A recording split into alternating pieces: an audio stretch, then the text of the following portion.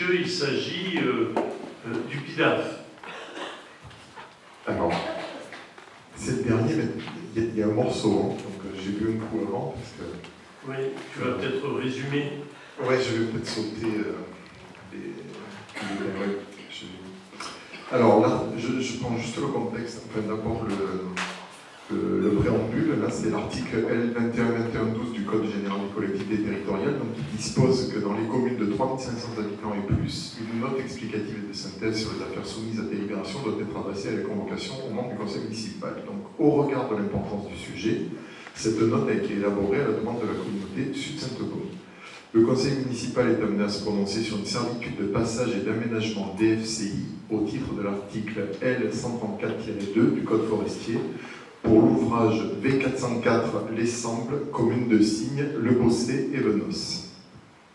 Alors juste le contexte, après effectivement je passerai assez rapidement sur les raisons de la mise en place d'une servitude, mais sur le contexte, il est rappelé au conseil municipal que la plupart des infrastructures donc de défense des forêts contre l'incendie, donc les DFCI, pistes et citernes, tours de guet, ont été créées à partir de la seconde moitié des années 80 dans un souci légitime de meilleure protection des massifs suite à plusieurs épisodes de feux catastrophes. Alors si cette politique volontariste s'est révélée très efficace puisqu'elle a permis la constitution d'un réseau conséquent d'équipements de protection qui a su montrer son efficacité, il n'en demeure pas moins que la création de ces infrastructures s'est faite la plupart du temps sans prendre en compte la situation foncière de leur emprise, sans formalisation de leur existence d'un point de vue juridique.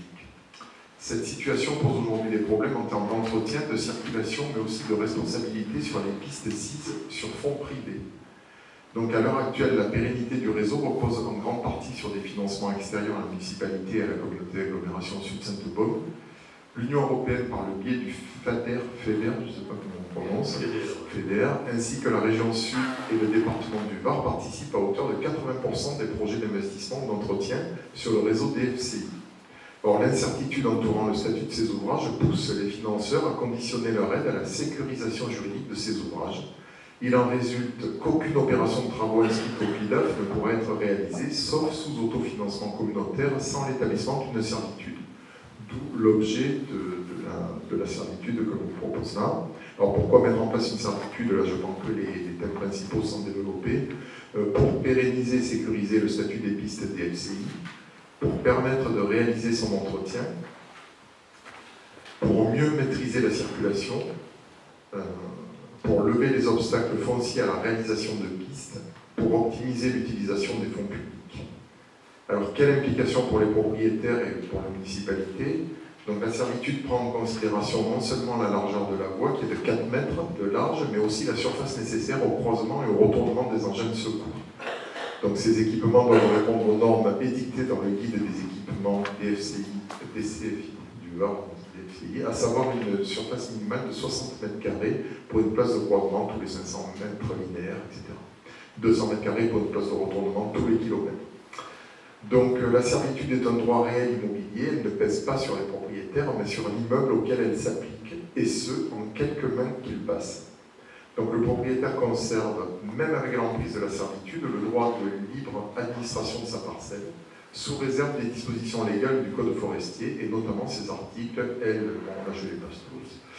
Il peut utiliser la piste à des fins privées, de même que ses ascendants et descendants, et que toutes les personnes qui leur sont contractuellement liées. Il s'abstient en revanche de toute démarche ou action de nature à porter atteinte à l'intégrité de l'ouvrage DFCI ou aux engins susceptibles d'y circuler. Donc le pétitionnaire à la communauté d'agglomération prend donc avec cette servitude la charge de l'entretien courant de l'ouvrage pour qu'il soit maintenu en conditions opérationnelles. Et ces travaux prendront principalement 3 formes: l'entretien et la rénovation des ponts d'eau desservis par la piste, l'entretien de la bande de déroulement par rapport de matériaux locaux, nivellement, compactage, etc., le débroussaillement et l'éclaircie de la végétation, donc au sens du code forestier. Ces travaux seront réalisés conformément au guide de normalisation du SDIS 83, évidemment. Elle prend également la responsabilité de tous les dommages qui pourraient advenir aux usagers sur l'emprise de la piste. Le dossier technique d'établissement de la servitude est consultable à la mairie, tandis que le projet d'arrêté préfectoral devait être affiché pendant 2 mois. Donc, Comment mettre en place une servitude? Donc la municipalité doit donner mandat par arrêté municipal à la communauté d'agglomération pour conduire les études d'établissement de la servitude, ainsi que pour administrer l'ouvrage dans le temps, dans le cadre de sa compétence DFCI. Donc la SCP désignée pour conduire les études d'établissement de la servitude se tient à la disposition du conseil municipal pour lui apporter tous les éclaircissements nécessaires. Donc vous avez l'adresse internet dessous.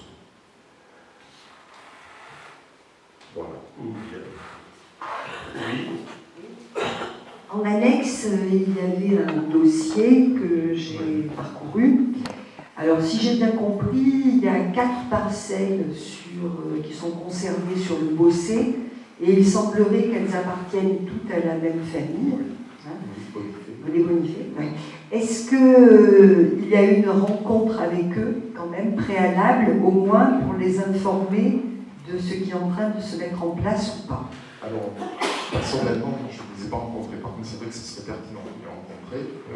Simplement, au regard, je ne sais pas si tu as regardé le schéma, en fait, ça mord sur quelques mètres, parce que toute la piste concernée, la BC 404, hein, elle est sur Signe et Evnos. Je suis d'accord. Ça vient en bordure. Mais sur le principe, je pense qu'il faudrait les rencontrer. Voilà. Ne serait-ce que pour leur montrer les schémas. Voilà. C'est vrai, je pense que ça empiète de 2 mètres chez eux. Quoi. Mais bon, effectivement, je suis d'accord. Bien. Bon, ben, je vais vous demander l'autorisation, enfin, se prononcer sur cette servitude de passage pour l'ouvrage V404, les Sembles. Donc, qui est contre? Qui s'abstient? Je vous remercie. Donc, on a